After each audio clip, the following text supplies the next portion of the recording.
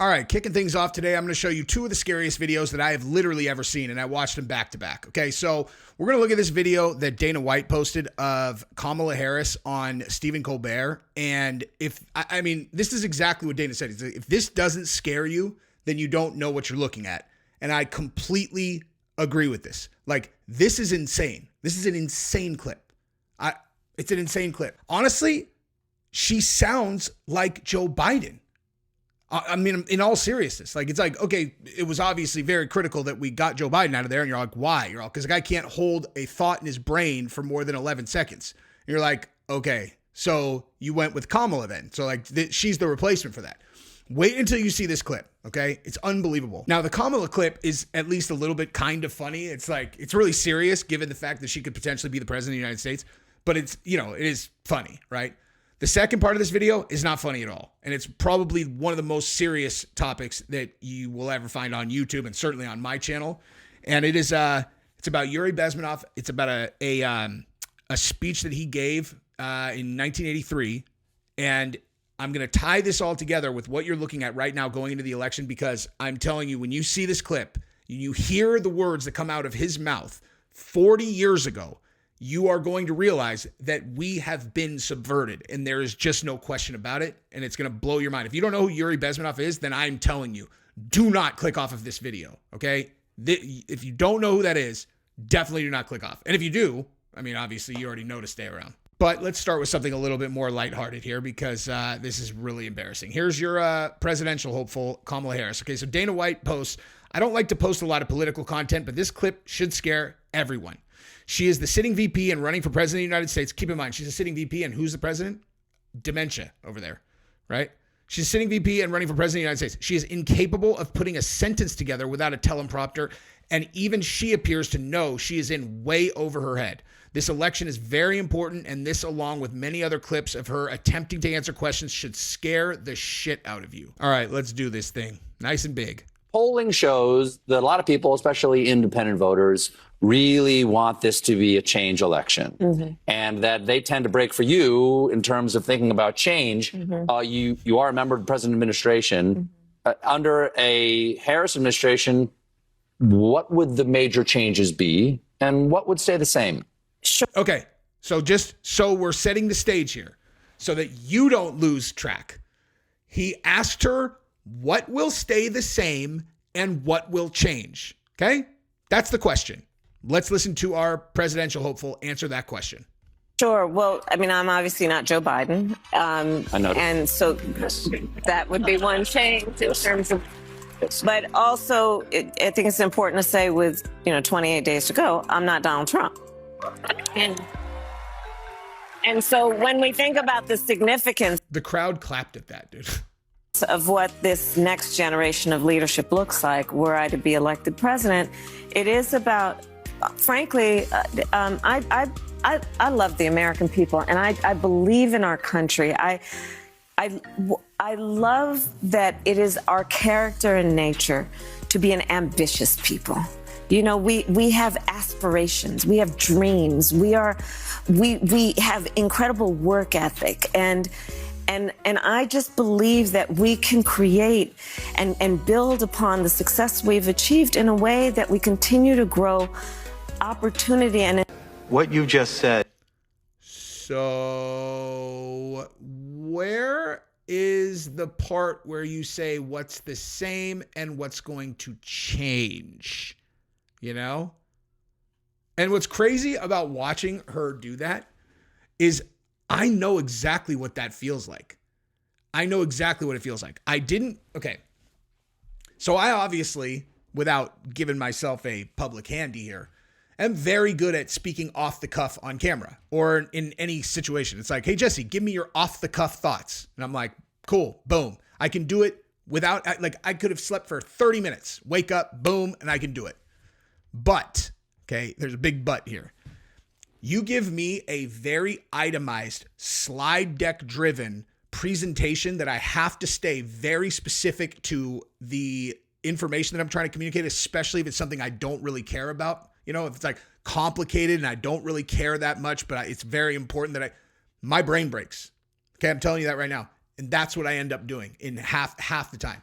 is I'll hear myself talking in circles because I can't remember what the point I'm trying to make is, which is so bizarre because when I do it off the cuff, I know exactly where I'm going all the time, and then I'll come back off of a tangent and all that. But if you put me on a slide deck, my brain turns into hers. It's like the exact opposite, you know, where she's like, she needs cue cards. I need to not have cue cards. Like I really need to not have structure or else it jumbles me. But I do that. So I know what she's panicking right there. Like she's literally panicking. Now, should that be concerning though? That she can't herself tell you what her plan for the country is? Like she can't tell you herself what the issues are that she wants to focus on? I mean, if we want to get into the weeds on the actual issues, I mean, she's proposing that she's going to do a 25% tax on unrealized gains. She may as well say that she's going to turn rainbows into 24 karat gold. Like there is a 0% chance she's going to do that. None. And so if she's willing to make a completely ludicrous promise that no one with 5 brain cells believes that she would ever even try to do, then why would you take anything else she says seriously? Especially when she's not saying anything. Okay? She's literally not even saying anything. Which is why we're going to move over to Yuri Bezmenov, because again, this part is going to explain why a candidate like Kamala Harris could exist, because absent what he's going to lay out, she could not exist as a presidential candidate. Could not happen. Okay?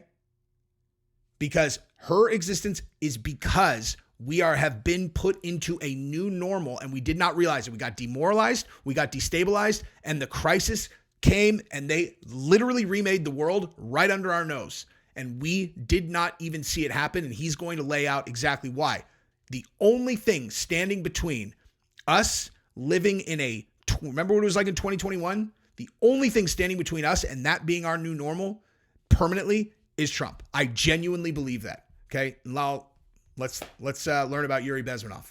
But first, a word from a very important sponsor related to this story. Now, the thing that he's most famous for is he outlined a multi-step process that leads to an overthrow of a Western democracy like the United States. And he's talking about the United States specifically when he's talking about this. Now, this is not fairy dust. This is actual tactics implemented by our enemies and, well, by the Soviet Union at the time. Soviet Union went away. And you tell me if anything that you hear in what we're going to show you here sounds familiar, because what's terrifying about this is in the 3 stages, you have demoralization, destabilization, and then crisis. Okay. The demoralization takes at least 20 years.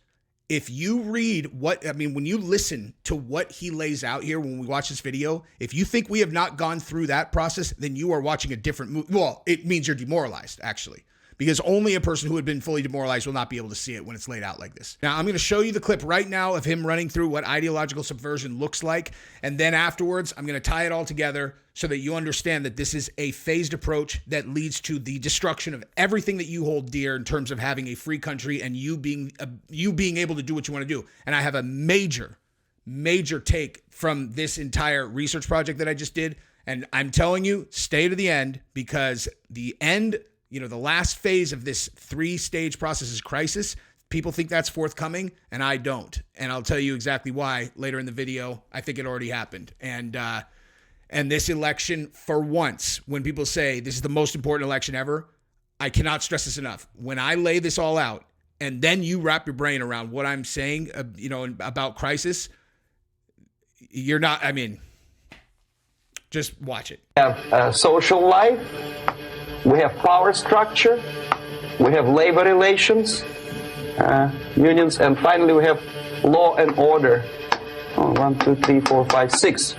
Okay? So remember, he was talking about the pillars of a society. That's what he's talking about.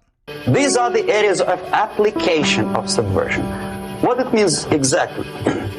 In case of religion, destroy it, ridicule it, replace it with various sects, cults, which bring people's attention, faith, whether it is naive, primitive, doesn't really matter. As long as the basically accepted religious dogma is being slowly eroded. Does that sound familiar? You notice a lot of positive reflections of people who are representative of like Christianity in the movies or in any kind of television show anymore? Or do you only ever see horror movies? Okay.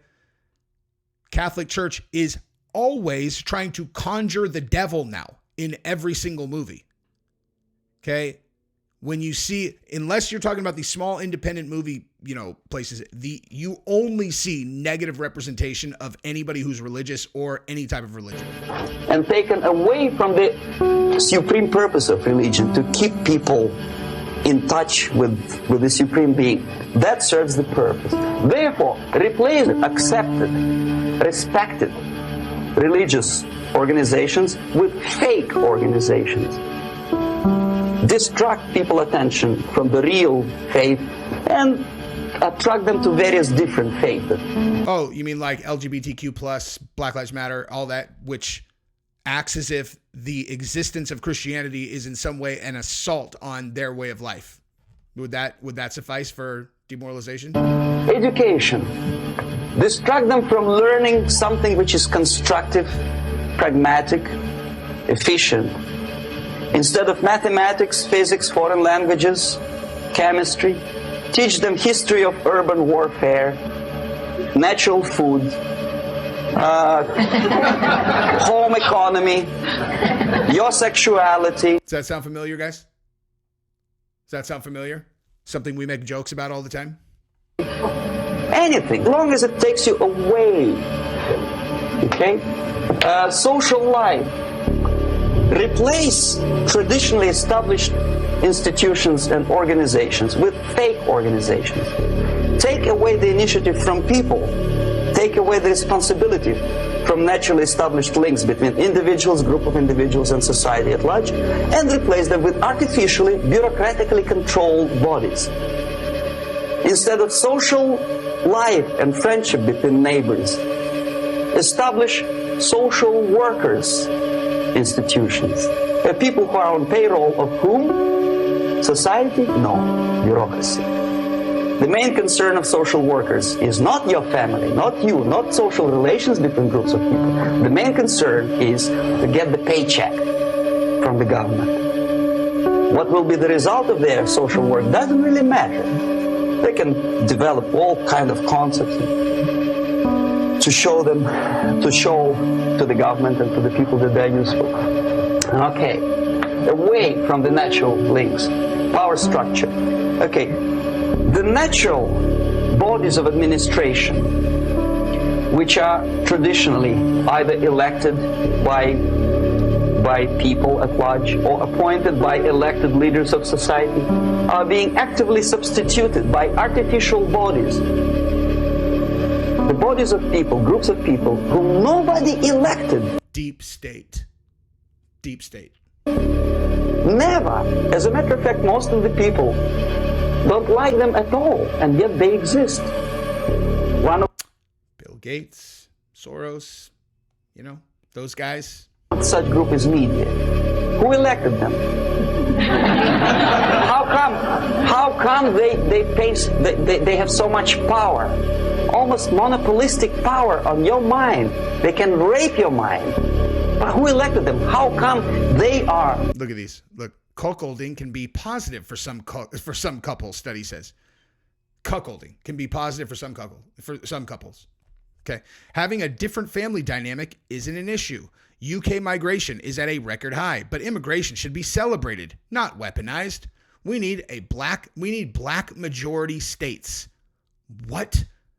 Black majority states? Why? They're 13% of the population. I love black people, man. I love everybody. But what does that even mean? They have a nerve to decide what is good and what is bad for the elected by you, president and his administration. Who the hell are they? They think they know. They don't. The level of mediocrity. In a big establishment like New York Times, Los Angeles Times, major television network, you don't have to be excellent journalist. You have to be exactly a mediocre journalist. That's easier to survive. There's no competition anymore. You have your good, nice income, $100,000 a year. That's it. Whether you are better or worse doesn't really matter. Hey, by the way, that was in 1983. $100,000 a year. Okay. I know everybody thinks that like 6 figures is some big, like, you know, it's a big like threshold to get over. It's like, I'm making 6 figures, man. It's like, yeah, that was a big deal 40 years ago. Okay. You want to know why there is no middle class anymore? Why you have people who have tons of money and then people who are scraping? Because $100,000 a year was a big deal 40 years ago. And somehow we still think of that as like a big time threshold. You know, you have any idea what you could buy a house for in 1983 versus now? Anymore. As soon as you're smiling to the camera and do your job. Okay. Together with that, there is another process. Law enforcement, law and order organization and structure is being eroded. For the last 20, 25 years, if you see old movies and new movies, you can see that in new movies, a policeman, an officer of the United States Army looks dumb, angry, psychotic, paranoid. A criminal looks nice, kind of, well, he smokes hash and shoots the whatever drug, but basically he's a nice human being. He's creative, and he's unproductive only because society oppresses him. What do you think about that? What do you think about that? Whereby a general of Pentagon is always, by definition, a dumb, a war maniac. A policeman is a pig, rude policeman. He abuses his power. The hatred, the mistrust to the people who are supposed to protect you and enforce law and order. Moral relativity. The Angelo Buono process lasted 2 years in Los Angeles. And yet there are still some lawyers who say, look, he's a nice character, as a matter of fact. There was some witness who said, also a criminal, who said, well, he's a nice guy. I asked him one day to burn a house. Yeah. George Of my enemy, and he wouldn't do it. He's a nice fellow. Erosion. A slow substitution of basic moral principles, whereby a criminal is not a criminal, actually. He's a defendant. Even if his guilt is proven, there is still a doubt to kill or not to kill, to be or not to be. Thou shalt not. So that's it. Now let me put into context what you actually just watched and why that should be the scariest video that you've seen like ever. Actually, I'm going to just read this to you really quick. Bezmenov made the point that the work of the KGB mainly does not involve espionage, despite what popular culture may tell us. Most of the work, 85% of it, is a slow process, which we call either ideological subversion, active measures, or psychological warfare. So let me start here with phase 1. Okay, the first stage is called demoralization, which takes from 15 to 20 years to achieve. According to the former KGB agent, that is the minimum number of years it takes to re-educate one generation of students that is normally exposed to the ideology of its country. In other words, the time it takes to change what the people are thinking. Okay, so let's go back here, and here's what he means. Okay, or here's something to keep in mind. He said, you can see it with your own eyes. The American media would be able to see it if it just focused on it. Here is how you further define ideological subversion. What it basically means is to change the perception of reality of every American to such an extent that despite the abundance of information, no one is able to come to a sensible conclusion in the interest of defending themselves, their families, their community, and their country. Okay? That's, I mean, if that sounds familiar, we're at like 5% at the, I mean, not, we're at 1% actually of where we're going here. Okay. So they are programmed to think and react to certain stimuli in a certain pattern. You cannot change their mind, even if you expose them to authentic information. Even if you prove that white is white and black is black, you still cannot change the basic perception and logic of behavior. Okay, this is exactly what I'm talking about with people who have TDS.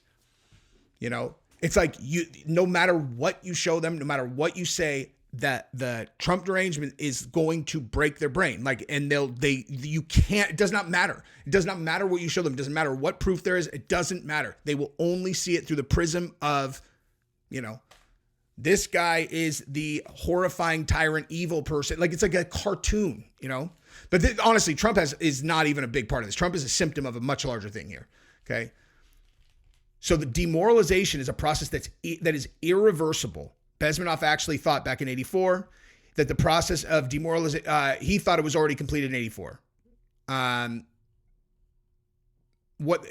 Here's how Bezmenov described the state of a demoralized person. As I mentioned before, exposure to true information does not matter anymore.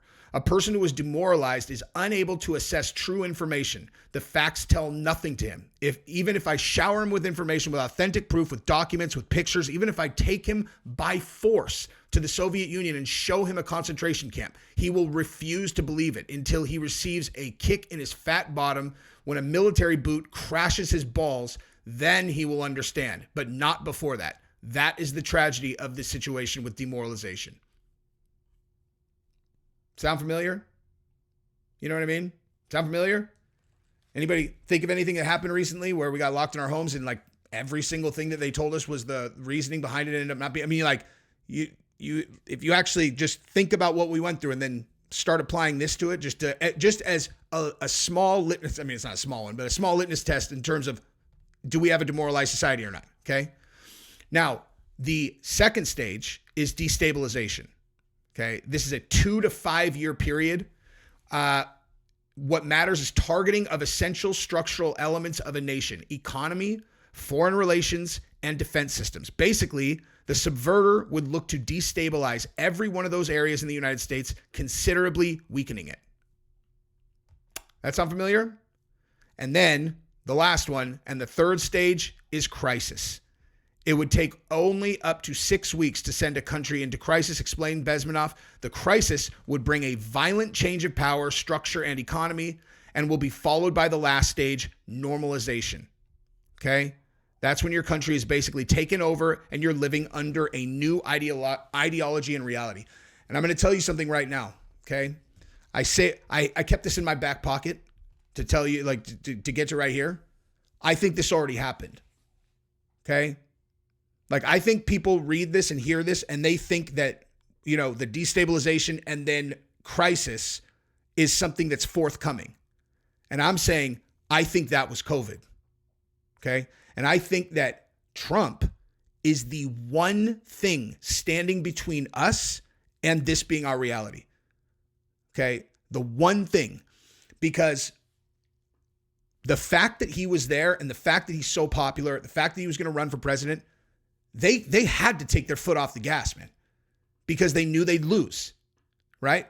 Like, did you notice a pretty big change to your ability to just go do things over the last like year and a half, 2 years versus the previous two? And so, it's because, you know, everything got normal again. What do you mean? Well, we got it under control.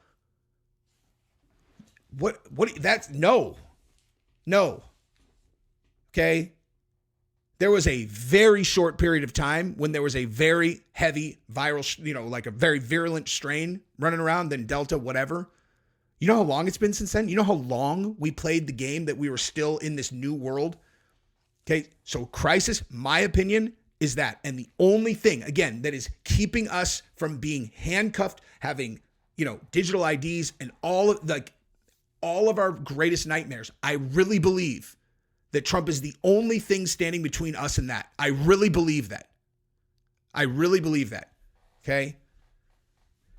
So, and then he says, this is what happened. So at normalization, and he said, this will happen to America unless it gets rid of the people who will bring it to crisis, warned Bezmenov. What's more, if people will fail to grasp the impending danger of that development, nothing ever can help the United States. You may kiss goodbye to your freedom.